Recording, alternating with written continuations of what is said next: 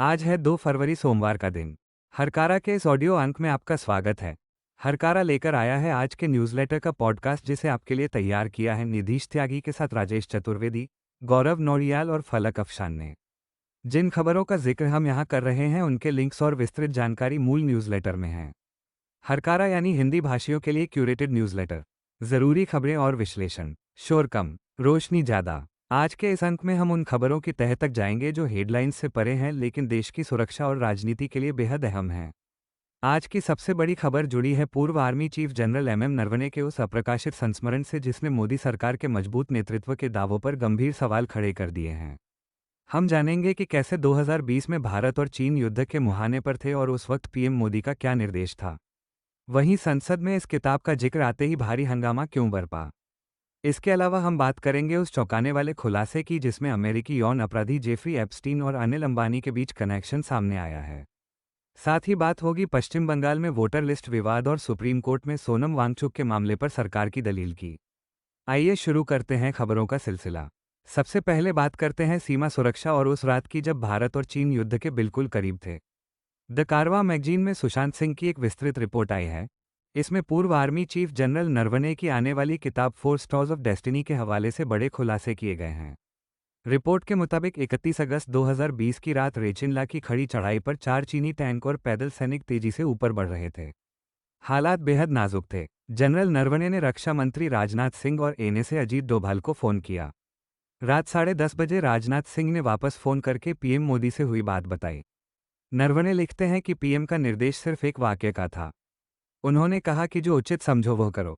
नरवणे के लिए यह एक बड़ा झटका था। उन्हें लगा कि सरकार ने फैसला लेने की जिम्मेदारी से पल्ला झाड़ लिया है और एक गर्म आलू उनके हाथ में थमा दिया है। नरवणे ने लिखा है कि वो पूरी तरह अकेले पड़ गए थे। आखिरकार उन्होंने एक बड़ा जोखिम लिया और चीनी टैंकों को रोकने के लिए अपनी तोपों का मुंह सीधे उनकी तरफ कर दिया। ये दांव काम कर गया और चीनी सेना रुक गई। किताब में यह भी दावा किया गया है कि गलवान झड़प के बाद चीनी सेना ने भारतीय सैनिकों को न केवल बंधक बनाया बल्कि उन्हें बुरी तरह पीटा भी। मगर सरकार ने इस बात को कभी स्वीकार नहीं किया। नरवणे के इस संस्मरण की गूंज संसद में भी सुनाई दी। लोकसभा में विपक्ष के नेता राहुल गांधी ने जैसे ही इस अप्रकाशित किताब का जिक्र किया पूरी बीजेपी ने इसका कड़ा विरोध किया। पीटीआई की रिपोर्ट के मुताबिक राहुल गांधी ने कहा कि वो जनरल नरवणे के लेख को कोट कर रहे हैं। इस पर रक्षा मंत्री राजनाथ सिंह ने कड़ी आपत्ति जताई और पूछा कि क्या वो किताब प्रकाशित हुई है।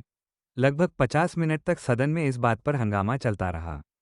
स्पीकर ओम बिरला ने कहा कि किसी ऐसी चीज का हवाला नहीं दिया जा सकता जो सदन के रिकॉर्ड में न हो या प्रकाशित न हुई हो। राहुल गांधी ने कहा कि वो सिर्फ ये बताना चाहते हैं कि आर्मी चीफ ने क्या लिखा है और मोदी जी ने उन्हें क्या ऑर्डर दिया था।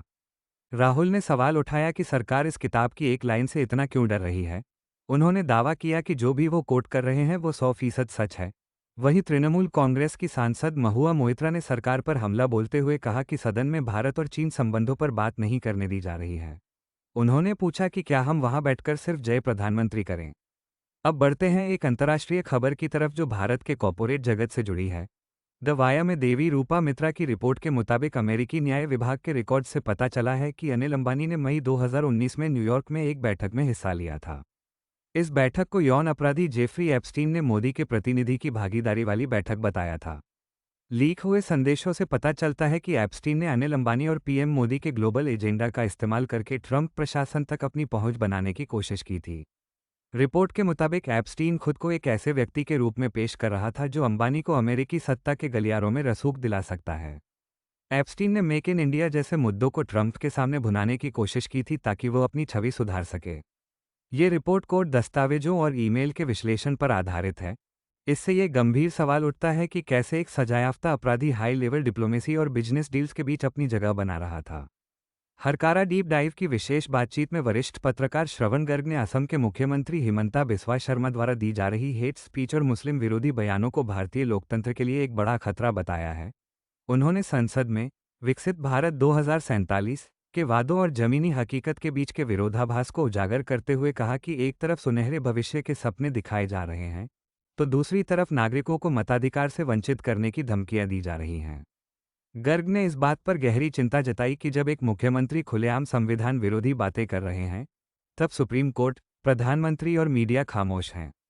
चर्चा में यह साफ किया गया कि यह लड़ाई किसी धर्म विशेष की नहीं बल्कि संविधान बचाने की है।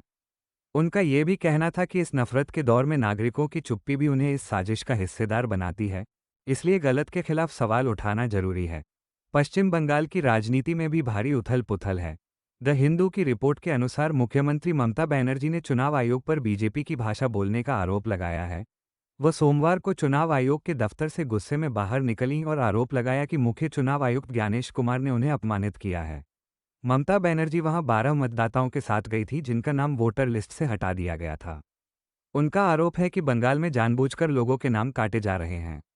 उन्होंने कहा कि 58 लाख वोटरों का नाम बिना सुनवाई के हटा दिया गया है। ममता ने सवाल उठाया कि वोटर लिस्ट का रिवीजन सिर्फ विपक्षी शासन वाले राज्यों जैसे बंगाल, तमिलनाडु और केरल में ही क्यों हो रहा है। उन्होंने ये भी कहा कि आयोग मतदाताओं के माता पिता का जन्म प्रमाण पत्र मांग रहा है, जो कि गलत है। उन्होंने तंज कसते हुए कहा कि मुझे शक है कि पीएम मोदी भी ऐसे दस्तावेज दे पाएंगे या नहीं। लद्दाख के एक्टिविस्ट सोनम वांगचुक के मामले में केंद्र सरकार ने सुप्रीम कोर्ट में कड़ी दलील दी है। सुचित्रा कल्याण मोहंती की रिपोर्ट के अनुसार सरकार ने कहा है कि वांगचुक नौजवानों को उकसाकर लद्दाख को नेपाल, बांग्लादेश और श्रीलंका जैसी स्थिति की तरफ धकेलना चाहते थे। सॉलिसिटर जनरल तुषार मेहता ने कहा कि वांगचुक देश में हमारा और उनका जैसा माहौल बना रहे हैं जो देश के खिलाफ है। सरकार ने कहा कि वांगचुक महात्मा गांधी के नाम का इस्तेमाल सिर्फ एक मुखौटा के तौर पर करते हैं, जबकि उनके भाषण भड़काऊ होते हैं। वहीं वांगचुक के वकील कपिल सिब्बल ने इन आरोपों को खारिज किया। उन्होंने कहा कि वांगचुक ने जो भी किया शांतिपूर्ण तरीके से किया है और सरकार का विरोध करना लोकतांत्रिक अधिकार है। सुप्रीम कोर्ट में इस मामले की सुनवाई अभी जारी रहेगी। वांगचुक को फिलहाल एनएसए के तहत जोधपुर सेंट्रल जेल में रखा गया है। महाराष्ट्र की राजनीति और भ्रष्टाचार से जुड़ी एक बड़ी खबर है। टाइम्स ऑफ इंडिया की रिपोर्ट के मुताबिक उपमुख्यमंत्री अजित पवार की पत्नी सुनेत्रा पवार अभी भी 25,000 करोड़ रुपये के महाराष्ट्र स्टेट कोऑपरेटिव बैंक घोटाले में जांच के घेरे में हैं। हालांकि मुंबई पुलिस की आर्थिक अपराध शाखा ने उन्हें क्लीन चिट दे दी थी, लेकिन प्रवर्तन निदेशालय यानी ईडी ने केस बंद करने पर आपत्ति जताई है। ईडी ने अपनी चार्जशीट में अजित पवार के साथ उनका नाम भी शामिल किया था। यह मामला सहकारी चीनी मिलों को नियम तोड़कर लोन देने से जुड़ा है। आरोप है कि इससे बैंक को 25,000 करोड़ का नुकसान हुआ। बाद में इन मिलों को कौड़ियों के दाम पर नेताओं के रिश्तेदारों को बेच दिया गया। ईडी की जांच में जरंदेश्वर शुगर मिल की खरीद में सुनेत्रा पवार का नाम सामने आया था। सामाजिक कार्यकर्ता अंजलि दमानिया ने आयकर विभाग से पवार दंपत्ति की संपत्तियों को फिर से कुर्क करने की मांग की है। अमेरिका के राष्ट्रपति डोनाल्ड ट्रंप ने एक बड़ा बयान दिया है। द इंडियन एक्सप्रेस की रिपोर्ट के मुताबिक ट्रंप ने कहा है कि भारत अब ईरान के बजाय वेनेजुएला से कच्चा तेल खरीदेगा। उन्होंने कहा कि इसके लिए डील का कॉन्सेप्ट तैयार है। ट्रंप ने यह बात फ्लोरिडा जाते वक्त पत्रकारों से कही। उनका कहना है कि अमेरिका ने वेनेजुएला के तेल उद्योग पर कंट्रोल कर लिया है और अब भारत वहां से तेल लेगा। हालांकि भारत की तरफ से अभी कोई आधिकारिक बयान नहीं आया है, लेकिन सूत्र बताते हैं कि कुछ भारतीय रिफाइनर वेनेजुएला से तेल लेने के इच्छुक हैं। भारत ने पिछले कुछ सालों से अमेरिकी पाबंदियों की वजह से ईरान से तेल लेना बंद कर दिया था। रिपोर्ट के मुताबिक अगर वेनेजुएला से तेल आता है तो ये भारत की एनर्जी सिक्योरिटी के लिए एक नया रास्ता खुलने जैसा होगा। हाल ही में पीएम मोदी ने वेनेजुएला की कार्यवाहक राष्ट्रपति से फोन पर बात भी की थी। छत्तीसगढ़ के गरियाबंद जिले के दूधकैया गांव में रविवार की रात सांप्रदायिक हिंसा भड़क गई। द न्यू इंडियन एक्सप्रेस में एजाज केसर की रिपोर्ट के मुताबिक भीड़ ने 1 दर्जन घरों और कई गाड़ियों को आग के हवाले कर दिया। इस हिंसा में कम से कम 6 पुलिस वाले घायल हुए हैं। पुलिस के मुताबिक मामला तब शुरू हुआ जब आरिफ और उसके साथियों ने गांव के कुछ युवकों पर हमला किया। ये आरोपी 1 साल पुराने मंदिर में तोड़फोड़ के मामले में जमानत पर बाहर आए थे। आरोप है कि जमानत पर आने के बाद ये लोग गांव वालों को धमका रहे थे। इससे गुस्साए ग्रामीणों ने आरोपियों के घरों पर हमला बोल दिया। हालात को काबू में करने के लिए भारी पुलिस बल तैनात किया गया है और मुख्य आरोपियों को गिरफ्तार कर लिया गया है। अब बात करते हैं कुछ विचारोत्तेजक लेखों की। वरिष्ठ पत्रकार आकार पटेल ने अपने लेख में सवाल उठाया है कि कानून तोड़कर सत्ता का इस्तेमाल करने वाले देशों का हश्र क्या होता है। उन्होंने इलाहाबाद हाई कोर्ट के उस बयान का जिक्र किया जिसमें कोर्ट ने यूपी पुलिस द्वारा आरोपियों के पैरों में गोली मारने की प्रैक्टिस की आलोचना की है। पटेल लिखते हैं कि पिछले 9 सालों में यूपी में पुलिस ने हर रोज लगभग 3 लोगों को गोली मारी है। उन्होंने उत्तराखंड के धर्मांतरण कानून पर भी बात की, जहां पिछले 7 सालों में 5 केस कोर्ट में गिर गए और आरोपी बरी हो गए। पटेल का कहना है कि जब सत्ता जानबूझकर रूल ऑफ लॉ तोड़ती है तो इसके परिणाम पूरे समाज को भुगतने पड़ते हैं। एक ऐसा देश जो खुद से झूठ बोलता है कि वो कानून के राज वाला लोकतंत्र है, वो अंत में वहां नहीं पहुंचता जहां उसे होना चाहिए। अर्थशास्त्री जयति घोष ने द टेलीग्राफ में लिखे अपने लेख में बजट की आलोचना की है। उनका कहना है कि केंद्र सरकार राज्यों के साथ भेदभाव कर रही है। संविधान के मुताबिक केंद्र को टैक्स का एक हिस्सा राज्यों को देना होता है, लेकिन पिछले कुछ सालों में सेस और सरचार्ज बढ़ाकर केंद्र ने राज्यों का हिस्सा कम कर दिया है।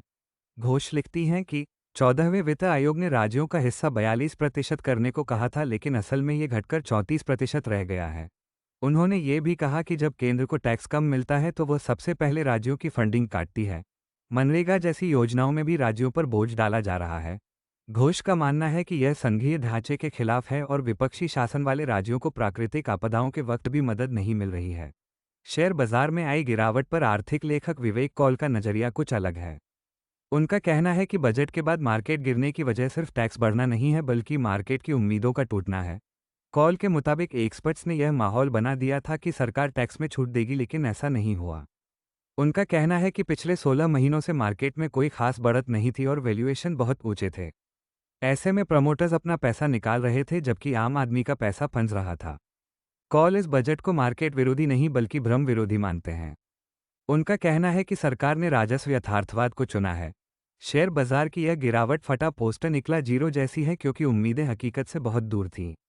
एक अच्छी खबर महाराष्ट्र से आई है। पारी की रिपोर्ट के मुताबिक नासिक से मुंबई तक पैदल मार्च करने वाले आदिवासी किसानों की मांगें सरकार ने मान ली हैं। अहिल्यानगर के किसान नामदेव भांगरे और हजारों अन्य किसान अपने जमीन के हक के लिए सड़कों पर उतरे थे। ये लोग सालों से वन भूमि पर खेती कर रहे हैं, लेकिन उन्हें मालिकाना हक नहीं मिला था।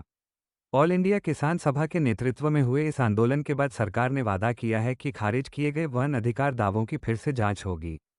सीएम एकनाथ शिंदे ने भरोसा दिया है कि 3 महीने में सभी मामलों की जांच पूरी कर ली जाएगी। इस फैसले से हजारों आदिवासी किसानों को अपनी जमीन मिलने की उम्मीद जगी है। उत्तराखंड के कोटद्वार में एक अजीबोगरीब मामला सामने आया है। ऑब्जर्वर पोस्ट के मुताबिक वहां बजरंग दल के लोगों ने एक मुस्लिम दुकानदार का विरोध किया, क्योंकि उसकी दुकान के नाम में बाबा शब्द था।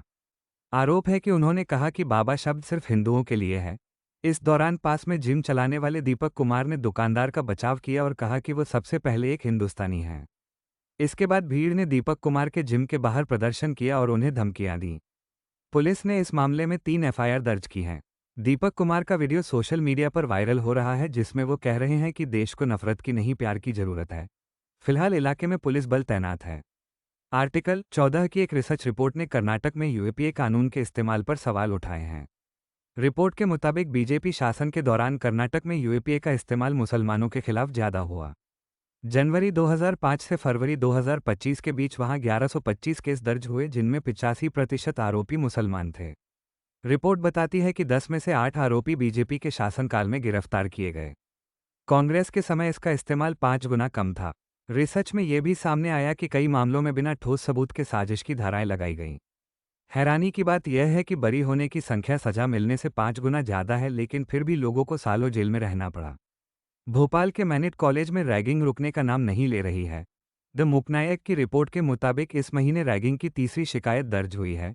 एक जूनियर छात्र ने आरोप लगाया है कि सीनियर्स ने उसके साथ मारपीट की। यूजीसी की हेल्पलाइन ने इसे गंभीर मामला मानते हुए कॉलेज प्रशासन को तुरंत कार्रवाई के निर्देश दिए हैं। कॉलेज प्रशासन सीसीटीवी फुटेज की जांच कर रहा है। जनवरी में भी यहां रैगिंग के 2 मामले सामने आए थे। लगातार आ रही शिकायतों से कॉलेज की सुरक्षा व्यवस्था पर सवाल उठ रहे हैं। आखिर में बात करते हैं न्यूयॉर्क टाइम्स के एक विश्लेषण की। एलेक्स ट्रेवेई ने लिखा है कि भारत अब अमेरिका और चीन के बीच फंसा हुआ महसूस कर रहा है। ट्रंप की टैरिफ पॉलिसी और चीन के बढ़ते दबाव के बीच भारत अब कनाडा और यूरोपीय संघ जैसे देशों के करीब जा रहा है। रिपोर्ट के मुताबिक पीएम मोदी का आत्मनिर्भरता का नारा अब थोड़ा पीछे छूट रहा है और भारत दूसरे देशों के साथ व्यापारिक रिश्ते मजबूत कर रहा है। ट्रंप ने हाल ही में भारत पर कड़े टैरिफ लगाए हैं, जिसके जवाब में भारत अपने बजट में कुछ बदलाव कर रहा है ताकि ग्लोबल मार्केट में टिक सके। तो दोस्तों, आज के हरकारा में बस इतना ही। ये थी वो खबरें जो शोर में कहीं दब गई थी। हमें ज़रूर बताएं कि आपको हमारा ये प्रयास कैसा लगा। अपनी राय और सुझाव हमें कमेंट बॉक्स में दें। मिलेंगे हरकारा के अगले अंक में कुछ और ज़रूरी खबरों के साथ। तब तक के लिए जुड़े रहिए हमारे साथ। शोर कम, रोशनी ज़्यादा। नमस्कार।